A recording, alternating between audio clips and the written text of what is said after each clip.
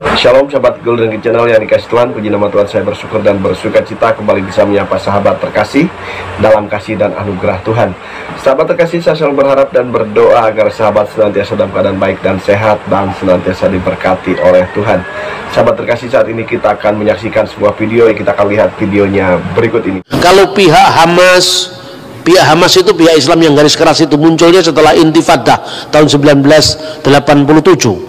Mereka selalu mengatakan hapus peta Israel dari muka bumi, ya itu kan cakar PDW itu, karena ini tanah wakaf umat Islam sampai akhir zaman. Dia semaunya sendiri, kan nggak begitu hukum internasional. Dokumennya tidak ada seperti itu. Tanah wakaf itu kan urusanmu. Tahu hukum internasionalnya seperti apa? Hanan Srawi sadar sebagai seorang Kristen, dia tahu Alkitab pasti. Bukan dia tahu Alkitab, dia tahu dokumen-dokumen sejarah. Bahwa kalau kita memakai dalil keagamaan, kita mesti kalah. Karena memang baik Al-Quran maupun Alkitab, kalau dalil agama membenarkan kepemilikan Israel. Lalu dia pakai dalil HAM. Waktu saat ada konflik tanah, bahwa ada orang-orang Israel yang menguasai tanah itu secara paksa, pembayaran ganti rugi nggak dilakukan, orang itu terusir. Terus ditanya di forum internasional, di PBB, orang yang bersangkutan itu dihadirkan. Ini tanah milik siapa? Negara Israel mengatakan ini tanah wilayah Israel. Ya, saya tahu ini wilayah Israel. Tapi tanah itu miliknya siapa? Ini tanahnya pemerintah Republik Indonesia. Tapi gereja ini sertifikatnya namanya siapa? Kan itu kan persoalannya.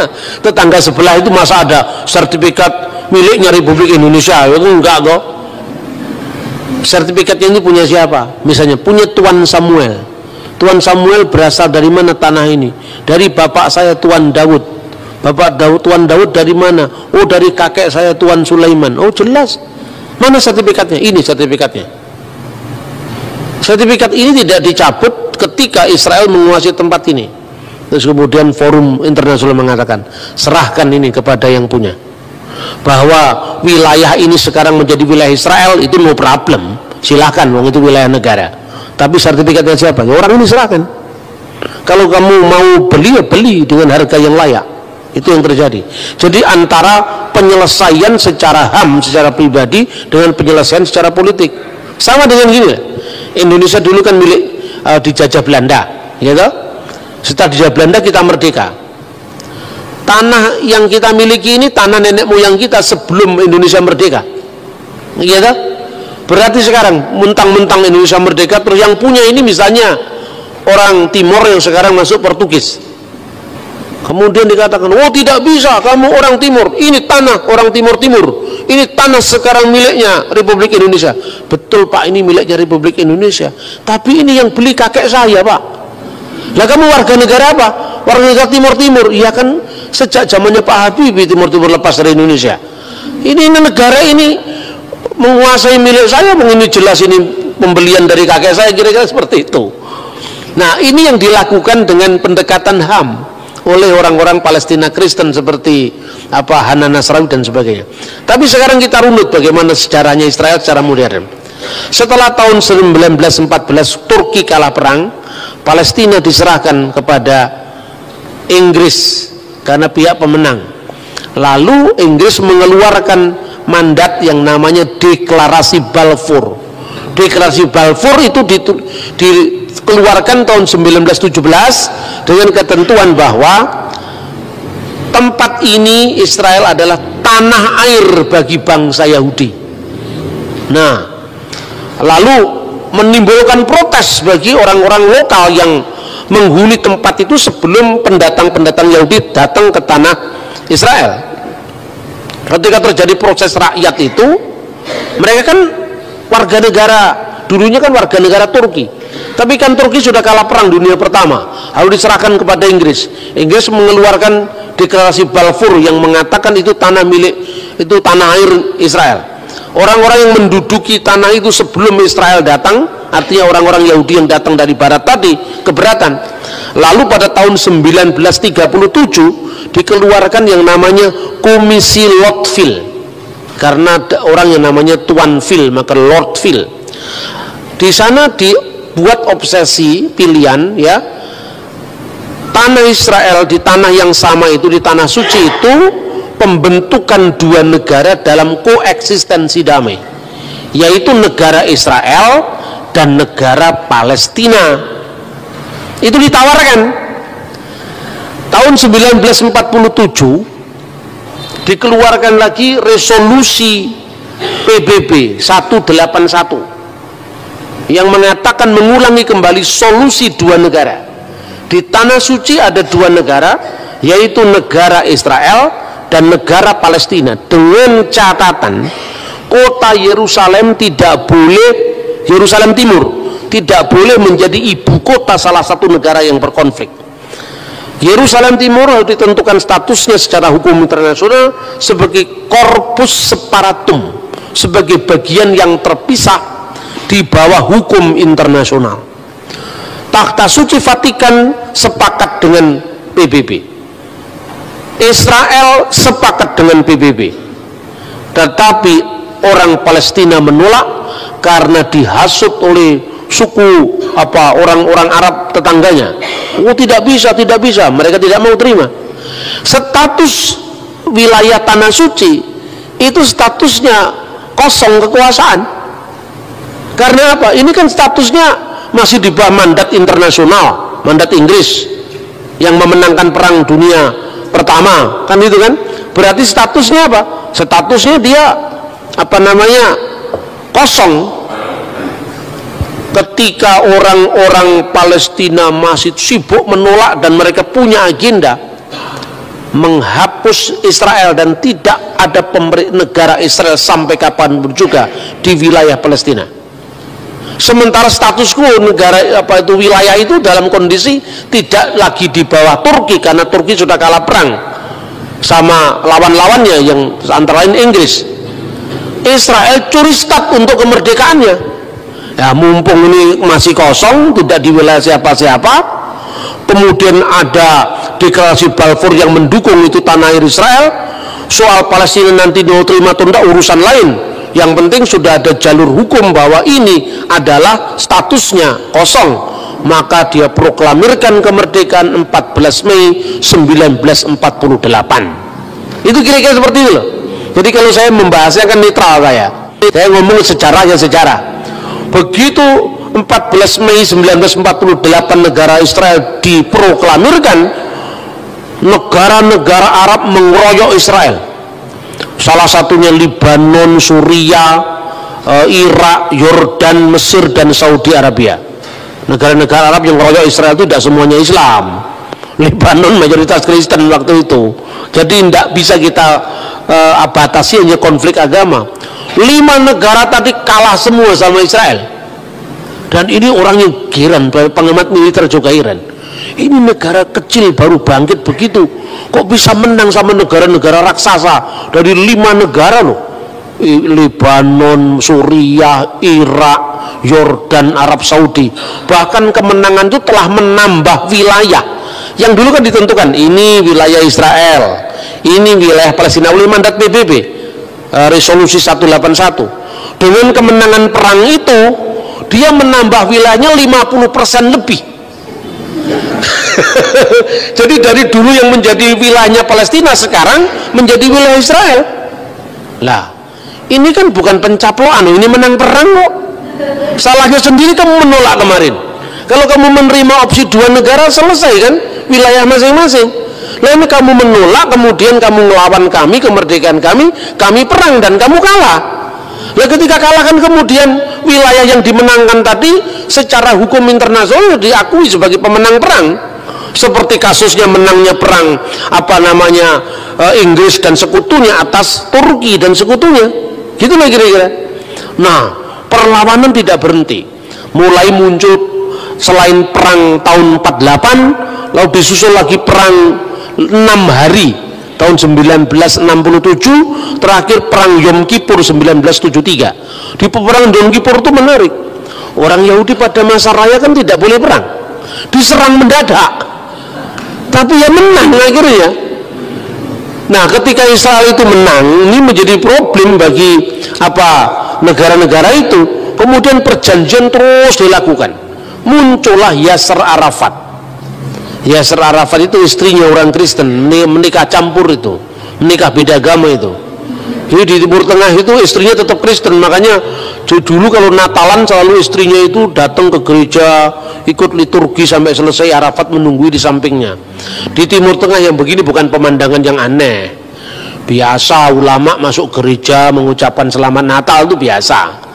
Itu yang dilakukan oleh Rafsanjani di Iran, yang dilakukan Syekh Al-Azhar di Mesir, yang dilakukan mulai Presiden Yasser Arafat sampai Presiden Mahmud Abbas. Palestina sekarang itu biasa. Hanya orang Indonesia aja yang lebih Arab ketimbang orang Arab. Tapi ya sudah, ini kan urusan akidah masing-masing, silakanlah. Saya cuma membandingkan bahwa mengucapkan selamat Natal di negara-negara Arab itu bukan hal yang aneh itu loh. Kemudian solusi dua negara tadi diterima oleh Arafat. Arafat menerima solusi dua negara, tapi pada pihak lain tetap intifadah jalan. Artinya ada orang Palestina moderat di garisnya Fatahnya Arafat ini, lalu orang Palestina yang garis keras faksi agama melahirkan yang namanya Hamas. Pada saat keras-kerasnya intifadah itu tahun 1987. Akhirnya sejak saat itu Palestina terbelah menjadi dua, yaitu faksi Hamas dan faksi Fatah. Itu yang terjadi seperti itu. Nah, pada saat sekarang ini setelah pemilu tahun 2006 ya, kemudian sebelum itu ya tahun 80-an itu sampai Presiden Anwar Sadat mati terbunuh itu kan karena perjanjian damai dengan Israel. Nah, 50% lebih dari kemenangan perang tadi lewat meja perundingan sama Israel dikembalikan ke Mesir. Maka Sinai saya kembalikan, ya, wilayah Yordan juga ini milik kamu, tapi kamu jangan ganggu saya lagi ya. Nah, makanya sejak saat itu Yordan sama Mesir sekarang menjadi sahabat Israel, Saudi menjadi sahabat Israel, Irak belum, Lebanon masih keras, ya kan? Itu yang terjadi sekarang ini. Nah, kemudian baru beberapa tahun terakhir ini mereka ingin menerima solusi dua negara damai, tetapi minta wilayah sebelum perang, yang tidak bisa dong. Loh, kamu kemarin kan melawan perang, setelah perang saya menang, masa wilayah yang sebelum perang yang ditentukan PBB kamu minta lagi? Tidak bisa. Jadi itu dikatakan pencaplokan wilayah-wilayah Palestina itu sejatinya tidak seperti itu. Ini secara jujur. Kemudian yang terakhir, pemindahan kedutaan Israel, yang kedutaan Amerika yang selama ini di Tel Aviv dipindah ke Yerusalem. Heboh di seluruh dunia. Orang Indonesia ikut heboh mengadakan demo, bahkan sumbangan beras kepada Palestina. Orang Palestina kan nggak makan nasi, berasnya dimakan siapa sekarang? Tapi memang orang Indonesia itu pinter ya, dia ikut-ikut seolah-olah ngomong Palestina, padahal duitnya nggak ke Palestina. Saya ini ngomong sendiri langsung dalam siaran televisi waktu itu, TVRI sama NDTV waktu itu, sekarang jadi RBTV itu. Saya itu diwawancara di Kedutaan Besar Palestina bersama dengan Duta Besar Palestina waktu itu dan Profesor Komarudin Hidayat. Nah, kemudian di awal dari wawancara itu Pak Dubes itu mengatakan begini, kami tidak pernah menerima bantuan sepeser pun dari orang-orang yang demo itu untuk Palestina. Justru bantuan dari PGI yang kami terima, bantuan dari KWI yang kami terima. Loh, yang demo-demo untuk Palestina itu kemana itu? Orang Palestina nggak makan beras, berasnya terus kemana? Jangan dijual itu biaya itu demo berikutnya, itu biaya kampanye partai tertentu, kita nggak tahu. Itu yang terjadi. Makanya begitu mudah kita ini dihasut oleh masalah agama. Pemilu tahun 2006, kemudian Hamas ikut pemilu, Fatah ikut pemilu. Fatahnya kalah dengan Hamas. Faksi Islam garis keras menang. Kenapa kekalahan Fatah? Salah satunya partai nasionalis ini korupsi. Ini sejak dulu sama begitu. Makanya kalau Anda ke partai nasionalis, hati-hati, jangan mencintai mamon. ideologinya bagus tapi mentalitasnya rusak. Karena di sana terkenal sekali orang-orang Fatah itu banyak melakukan pungutan-pungutan pada rakyat Palestina. Di tengah-tengah kesulitan seperti itu, maka rakyat Palestina pro kepada asal beda dengan Fatah. Hamas menang telak. Waktu menang telak itu, kemudian negara-negara barat kebingungan. Wah, ini kalau partai garis keras ini menang, ini tidak ada lagi perundingan terhadap Israel. Maka kemudian salah satunya bantuan untuk Palestina, yang itu sebenarnya tersalur nggak tahu kemana, untuk bikin merakit bom itu nggak tahu kemana, itu langsung ditarik. Kemudian setelah ditarik diadakan lobbying lagi. Waktu Ismail Haniyeh masih menjadi presiden, perdana menteri, tapi presidennya dari Fatah, yaitu Mahmud Abbas. Nah sekarang ini jujur, wilayah Gaza itu wilayah menjadi markasnya Palestina, faksi Hamas.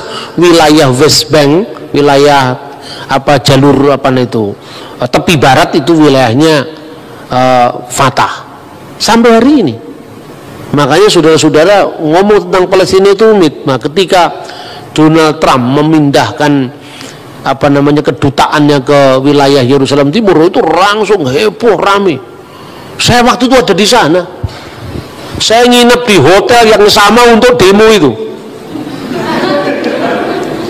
Itu yang demo cuma beberapa gelintir orang, tapi foto-foto demo dari tahun sekian dimunculkan di Indonesia. Jadi kami itu hanya tertunda mungkin hanya setengah jam. Jadi mereka itu teriak-teriak, pasang spanduk, kemudian ya mereka tertib demonya juga. Bis asing itu keluar, lalu mereka jalan, nggak nutup jalan. Itu di Indonesia beritanya heboh sekali. Katanya ini Yerusalem sedang kacau, makanya orang nggak berani ke Israel. Padahal aman-aman saja Israel. Kalau Anda pernah pergi, saya juga banyak mengalami itu kan. Saya ke Israel itu kan paling sering loh. Mungkin sudah puluhan kali saya. Setiap tahun 4 kali, 2 kali, 5 kali gitu ya. Sejak di bawah tahun 2000. Karena saya punya interest tinggi kepada studi tentang Timur Tengah toh. Dan saya punya banyak teman di sana waktu saya masih kuliah di Timur Tengah dulu. Nah itu kemudian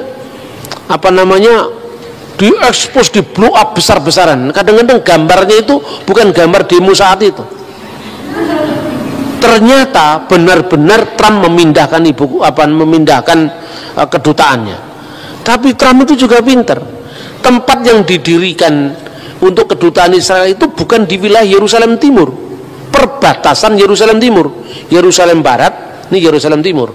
PBB menentukan yang disebut Corpus Paratum itu hanya Yerusalem Timur, di mana Bait Allah di dalamnya.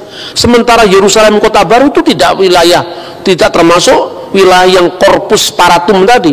Lihat Trump mendirikan itu di sini. Ini di bawah, ini Yerusalem Barat, bukan Yerusalem Timur. Jadi kalau mereka ngugat rame-rame, ini kan bukan Yerusalem Timur, ini Yerusalem Barat, tapi tetanggaan dikit aja, ya kan? Kalau orang nyebrang di sini, lewat garis ini Anda sudah bisa beli makanan, beli jus, beli minuman di sini. Jadi kira-kira kalau pegawai kedutaannya besar, dia mau jajan ya sebelah sini juga, Yerusalem Timur, tapi posisi gedungnya itu tidak di wilayah Yerusalem Timur, tapi di wilayah Yerusalem Barat yang tidak termasuk dalam definisi Corpus Paratum tadi. Nah, tapi Israel memang pinter ya memang. Mereka menggunakan itu. Nah ini loh, Amerika aja sudah masuk. Bagaimana negara lain? Amerika Latin yang lain-lain mulai mindahin satu. Status quo itu menjadi pembenaran internasional terhadap Israel. Mestinya Palestina itu belajar dari Republik Indonesia. Apa kita dulu tidak sulit menyampaikan batas wilayah kita? Coba, waktu sidang PPKI, sidang Dokuritsu Chunbei Inkai zaman Jepang itu kan, Bung Hatta, Pak Yamin, Bung Karno berdebat wilayah Indonesia. Pak Yamin yang paling ekspansif, wilayah Indonesia adalah Astadwipa Pulau yang ke-8, wilayah Majapahit Raya waktu itu. Nah, kerajaan Majapahit itu kan wilayahnya sampai di Singapura, Masa Singapura mau dimasukkan Indonesia? Itu Pak Yamin. Bung Hatta lebih realistis. Waktu debat soal Papua, Papua itu masuk Indonesia apa tidak? Masuk, katanya Yamin, karena Papua itu disebut Wanin zaman kerajaan Majapahit. Bung Hatta mengatakan, rasnya itu warnanya beda dengan kita loh. Mereka ini bukan termasuk orang-orang Melanesia yang rasnya sama dengan Indonesia Barat, tetapi mereka termasuk Polynesia.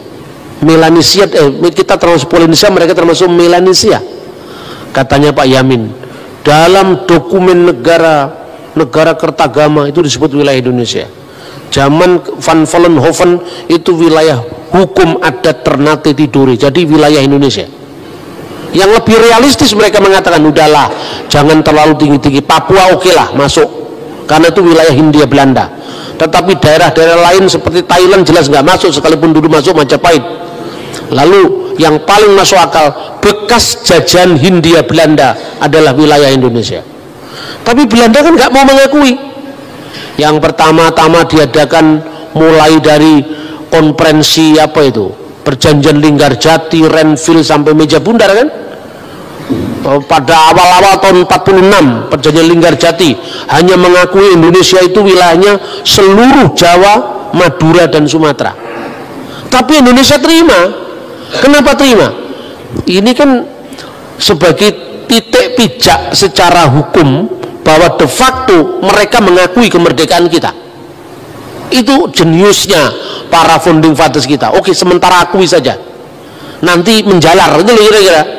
Kemudian tahun 48 diadakan lagi yang namanya wilayah Indonesia, termasuk adalah Jawa Tengah, Jogja plus Sumatera. Nah, lebih panjang lagi ya.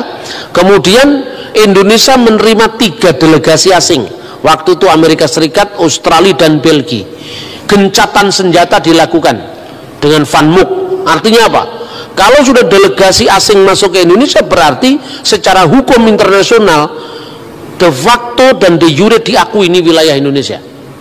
Baru kemudian 2 November tahun 49 Belanda menyerahkan wilayah Indonesia tanpa syarat dengan perkecualian Papua.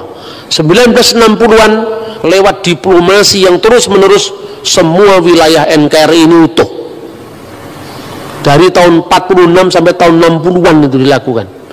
Coba kalau Palestina tidak terlalu temperamental, sabar itu kan, orang sabar lebih daripada pahlawan pasti dapat. Lah orang menolak opsi 2 negara damai koeksistensi dalam satu wilayah, sudah nolak memerangi, setelah perang kalah minta lagi, yang ini nggak bisa dong.